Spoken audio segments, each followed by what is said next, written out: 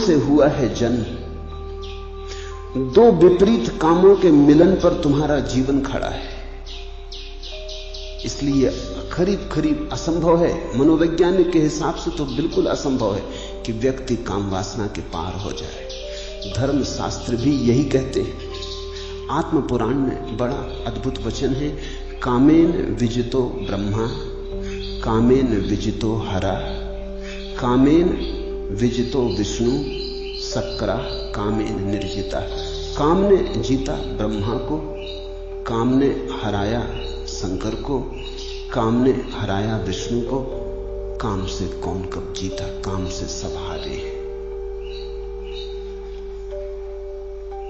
काम का बल तो प्रबल है, और जिसका जितना ज्यादा बल प्रबल है उसके पार होने में उतना ही संघर्षण होगा। इसलिए कहते हैं वैरी रूप काम। इस जगत में अगर टक्कर ही लेनी हो किसी से, अगर हिम्मत ही हो टक्कर लेने की, अगर संघर्ष करने का और योद्धा करने का, योद्धा बनने का रस हो, तो छोटे मोटे दुश्मन मत चुनना। ख्याल रखना, जितना बड़ा दुश्मन चुनोगे उतनी ही बड़ी तुम्हारी विजय होगी। छोटे मोटे को हरा भी दिया तो क्या सार है। कहते हैं जंगल में, ईसब की कथा है, एक गधे ने सिंह को चुनौती दे दी और कहा अगर हो हिम्मत तो आ मैदान में और हो जाए सीधा युद्ध। लेकिन सिंह चुपचाप चला गया। सियार ये सुन रहा था। उसने थोड़ा आगे बढ़ के सिंह को पूछा कि सम्राट बात क्या है। एक गधे की चुनौती को भी तुम स्वीकार नहीं की? उन्होंने कहा पागल हुआ, अगर उसकी चुनौती मैं स्वीकार करूं तो पहले तो अफवाह उड़ जाएगी कि सिंह गधे से लड़ा, ये बदनामी होगी। ऐसा कभी हुआ नहीं, ये हमारी कुल वंश परंपरा में नहीं हुआ कि गधे से लड़े। लड़ना है गधे से, गधे को समाप्त कर दे सकते हैं, लड़ना क्या है। अगर गधा हारा तो उसका कोई अपमान नहीं, हम जीते भी तो कोई सम्मान नहीं। लोग कहेंगे क्या जीते, गधे से जीते। और कहीं भूल चूक जीत गया गधा, गधे हैं इनका भरोसा क्या। तो हम सदा के लिए मारे गए। इसलिए मैं चुपचाप चला आया हूं। गधे से झंझट में पड़ना ठीक नहीं। छोटे से अगर तुम उलझोगे, जीते भी तो छोटे से जीते, और काश हार गए तो छोटे से हारे। दुश्मन जरा सोच के चुनना। मित्र तो कोई भी चल जाएगा, शत्रु जरा सोच के चुनना। शत्रु जरा बड़ा चुनना, क्योंकि चुनौती, संघर्ष तुम्हें अवसर देगा तुम्हारे अपने आत्मविकास का। तो जो बाहर की चीजों से लड़ते रहते हैं वो अगर जीत भी जाएं तो चीजों से ही जीतते हैं। सिकंदर हो कि तैमूर लंग हो कि नादिर शाह हो कि नेपोलियन हो, फैलाने विस्तार सारे जगत पर अपना, तो भी वस्तुओं पर ही विस्तार फैलता है। इसलिए इस देश में हमने उनको सम्मान दिया जिन्होंने अपने को जीता। सबको भी जिन्होंने जीता उन्हें भी हमने वैसा आदर नहीं दिया। हमने आदर उन्हें दिया जिन्होंने स्वयं को जीता, क्योंकि स्वयं को जीतने का एक ही उपाय है, और वो है काम ऊर्जा से अतिक्रमण हो जाना, काम ऊर्जा के पार हो जाना। काम ऊर्जा के पार होने का अर्थ है अपने जन्म से मुक्त हो जाना, अपने जीवन से मुक्त हो जाना, अपनी मृत्यु से मुक्त हो जाना। काम ऊर्जा ने तुम्हें जन्म दिया, और काम ऊर्जा की उत्फुल्लता ही तुम्हारी जवानी है, तुम्हारा जीवन है। और जब काम की ऊर्जा थक जाएगी और विसर्जित होने लगेगी, वही तुम्हारी मृत्यु होगी। तो तुम्हारे जीवन की सारी कथा प्रथम से लेकर अंत तक काम की कथा है। अगर तुम इस काम के अंतर्गत ही बने रहे तो तुम कभी मालिक की तरह न जिए, एक गुलाम की तरह जिए। स्वयं का मालिक बनना हो, और अगर चुनौती ही स्वीकार करनी हो किसी की, तो स्वयं में छिपी इस चुनौती को ही स्वीकार कर लेना उचित है। इसलिए धर्मशास्त्र काम को वैरी रूप कहते हैं। ये सिर्फ निंदा नहीं है, इसमें सम्मान भी छिपा है।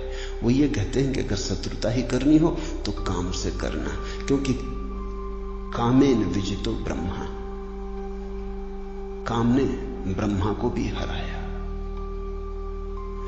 कामेन विजितो हरा, काम ने महादेव को भी हराया। तो अब अगर लड़ने योग्य कोई है तो काम ही है। जिससे देवता भी हार गए हों, उसको ही जीतने में मनुष्य के भीतर छिपा हुआ फूल खिलेगा। जिससे सब हार गए हों, उसको ही जीतने में तुम्हारे भीतर पहली दफे प्रभु का साम्राज्य निर्मित होगा। भारत अकेला देश है जहां हमने बुद्ध पुरुषों के चरणों में देवताओं को झुकाया है। जब सिद्धार्थ गौतम बुद्धत्व को उपलब्ध हुए तो कथा है कि ब्रह्मा, विष्णु, महेश तीनों उनके चरणों में अपना नैवेद्य, अपनी पूजा चढ़ाने आए। जब महावीर परम ज्ञान को उपलब्ध हुए तो देवताओं ने फूल बरसाए। लेकिन देवता क्यों बरसाते होंगे फूल एक मनुष्य के चरणों में? इसलिए कि ये मनुष्य उस सीमा के भी पार जा चुका जिस सीमा के पार अभी देवता भी नहीं गए। अभी इंद्र भी अप्सराओं में उलझा है। अभी स्वर्ग में भी वही काम व्यापार चल रहा है जो पृथ्वी पर चल रहा है। थोड़ा व्यवस्थित चल रहा है, थोड़ा ढंग से चल रहा है। ज्यादा सुंदर स्त्रियां हैं, ज्यादा सुंदर देह है, ज्यादा लंबी आयु है, भोग की सब सुविधाएं, सामग्रियां हैं। जो हमने स्वर्ग में देवताओं के लिए व्यवस्था की है, वही व्यवस्था विज्ञान आदमी के लिए पृथ्वी पर कर देने की कोशिश कर रहा है। मैंने तो सुना है एक आदमी मरा और स्वर्ग पहुंचा तो वो बड़ा हैरान हुआ। वहां उसने देखा कि कुछ लोग जंजीरों से बंधे, स्वर्ग में जंजीरों से बंधे। उसने द्वारपाल से पूछा कि तो मुझे घबराहट का कारण मालूम होता, नरक में बंधे हो ये समझ में आता है, इस स्वर्ग में भी अगर बंधन है और लोग जंजीरों में बंधे हैं, ये किस तरह का स्वर्ग है?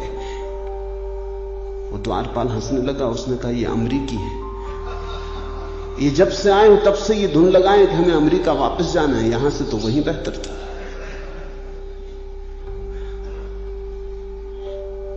विज्ञान कोशिश कर रहा है कि स्वर्ग को जमीन पे घसीट लाए, लेकिन जमीन पे विज्ञान स्वर्ग ले आए तो भी कोई फर्क नहीं पड़ता। तुम्हारी काम वासना को कितनी ही तृप्ति की सुविधा जुटा दी जाए, तृप्ति नहीं होगी, क्योंकि काम वासना का स्वभाव अतृप्ति है। जो मिल जाता है उससे ही अतृप्ति हो जाती है, जो नहीं मिला उसी में रस होता है। काम के स्वभाव को समझो, यही उसका बंधन है, यही उसका वैरी रूप। जो मिल जाता है वही व्यर्थ हो जाता है। जिस स्त्री को तुम चाहते थे मिल गई, जिस पुरुष को तुमने चाहा मिल गया, बस तत्क्षण तुम किसी और की चाहने लग गए। बायरन अंग्रेजी का कवि हुआ, उसका अनेक स्त्रियों से संबंध था, सुंदर पुरुष था, प्रतिभाशाली पुरुष था, और महीने 2 महीने से ज्यादा उसका संबंध नहीं चलता था। लेकिन एक स्त्री ने उसे बिल्कुल मजबूर कर दिया विवाह करने को। उसने कहा विवाह नहीं किया तो हाथ भी नहीं छूऊंगी, और वो दीवाना हो गया उसे अपने करीब लेने को। आखिर विवाह के लिए राजी होना पड़ा। जब वो विवाह हो गया और चर्च से बायरन उतरता था अपनी नई विवाहित पत्नी का हाथ पकड़े हुए, सीढ़ियां पार कर रहा था, ठिठक के खड़ा हो गया। उसने अपनी पत्नी से कहा, आश्चर्य, मैं तेरे लिए दीवाना था, महीनों सोया नहीं, और अभी क्षण भर के लिए तेरा हाथ मेरे हाथ में है, लेकिन तेरा मुझे सुध भूल गई। राह से वो जो स्त्री जा रही, मेरा मन उसके पीछे चला गया। अभी विवाह नहीं हुआ और तलाक शुरू हो गया। जो मिल जाता है उसमें हमारा रस खो जाता है। तुम एक मकान बनाना चाहते थे, बहुत दिन से बना लिए, जब तक नहीं बना था तब तक खूब सपने देखे, खूब सोचा, खूब विचारा, वही धुन थी। फिर मकान बन गया। एक दिन अचानक तुम थके मांदे खड़े हो, कुछ भी तो नहीं मिला। अब तुम और दूसरा मकान बनाने की सोचने लगे। काम की लक्षण यही है कि वो तुम्हें कभी तृप्त न होने देगा। तृप्ति का वहां कोई उपाय नहीं। अतृप्ति की जलती हुई आग ही काम का